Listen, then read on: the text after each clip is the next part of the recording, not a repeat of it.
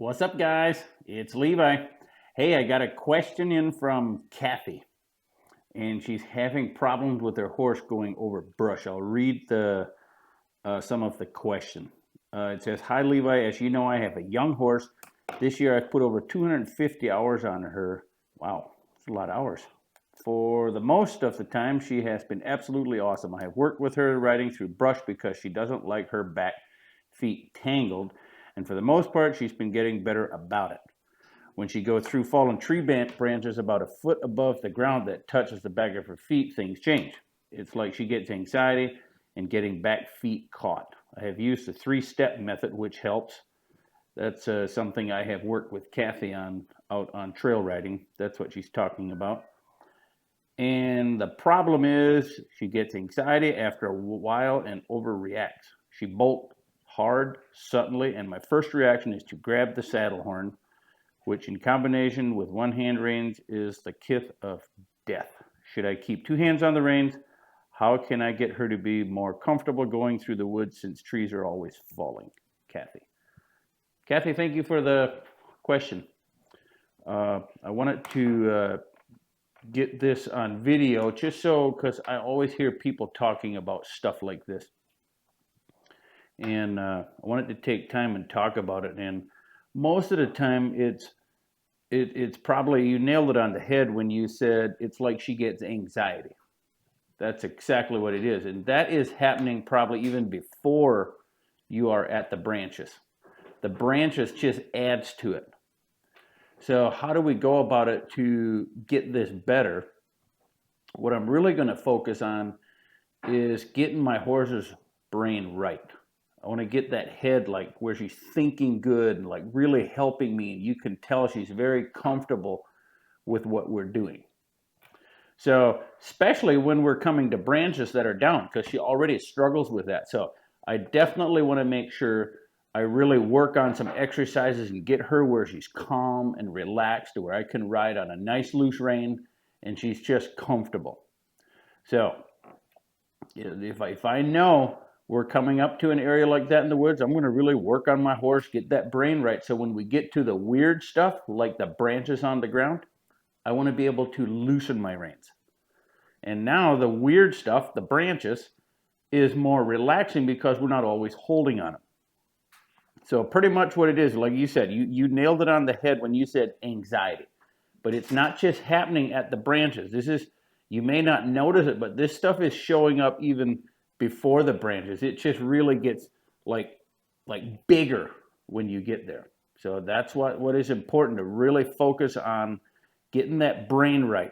And a lot of this stuff is mental, because I know what you have done with that horse already, and I know you've worked her. She's been through stuff. I've seen her go through stuff.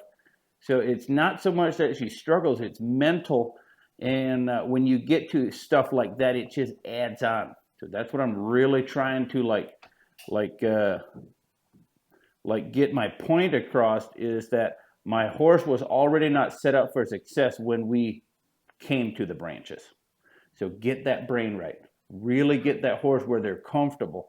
And now if there was something that they would struggle with a little bit, it's not going to be that big of a deal because they're thinking straight. Their brain is correct. So what am I going to do? I'm going to do some circles before I get to the branches. I want to get them to where they can walk quiet in a circle. And then I'm going to speed them up and move them out, and then circle again and slow them down, and speed them up again and circle them again and slow them down. Just get that brain right and keep working on that till they're just like, I'm going to just do whatever you ask me because this is a lot of work. That's the stuff I'm going to start working on. So, and then your other question was, should I have kept two hands on the rein? First, when we're riding a horse like that does that, I always think of it this way. I'm agreeing to the terms and condition, whatever that horse is. I'm saying, yes, I'm good enough to ride that. So when I step on that horse, I'm agreeing to the terms and condition. That's kind of what I think about. So you have to do both, Kathy.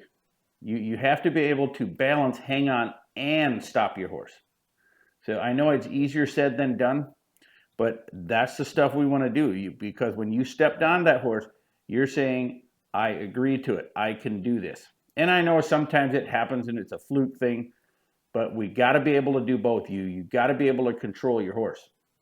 And that happens all the time, to where when something like that takes place, like the horse spooks, panics, and starts bolting, as far as humans, our first reaction is hang on. And then by the time we hang on, and now it's time to shut our horse down, we're already late. We're looking for a place to kiss the dirt. So that's what we want to try to prevent. So we have to do both: shut your horse down and balance. So if that means hang on with one hand and do a good job with the other hand and pull that horse around and get him under control, whatever it takes. So yeah, it's you got to work on it. But then here's another thing I think about is, don't wait till we get to stuff like that. If I know my horse struggles with whatever, I'm going to work on this stuff. I'm going to do them exercises, get my horse really quiet and relaxed, and then walk through the brush, and then do it again. And like I said, you do that 5 times. The brush, my point is, the brush is really not the problem. It's all that anxiety build up, and then the brush just pushes them over the cliff. So it's a really good question. So hopefully this will help you. Like I said, use whatever it takes. Use both hands, because if you use both hands to hang on, then you're not shutting your horse down. So the horse is going to build momentum and you're coming off again. So we want to make sure that you do both. Shut your horse down, get him turned in a circle. And that's why it's important to do a lot of them circles, because when you need them, your horse will know what it means. So hopefully that answered your question. And hopefully you guys enjoyed the video. And if you know somebody else that might be struggling with like the same issues or problems or symptoms, I don't care what you call it, feel free to share the video. That's why I do these. I want to like get this out there. And a lot of this stuff, like Kathy's horse, it's probably a pretty easy solution to like working your horse. It's not that big of a deal, but it can turn into a big deal if it's not done right. So like I said, share this video with a friend, might be able to help them. If you guys aren't good enough, make sure you seek professional help to help you through it, and have somebody show you how to get through it. So anyway, hope you guys enjoyed the video. If you haven't already, hit that subscribe button. I really appreciate it. Again, share it, comment, and if there's another video you'd like to see me do, throw it in the comments. We read them. So appreciate you watching. God bless.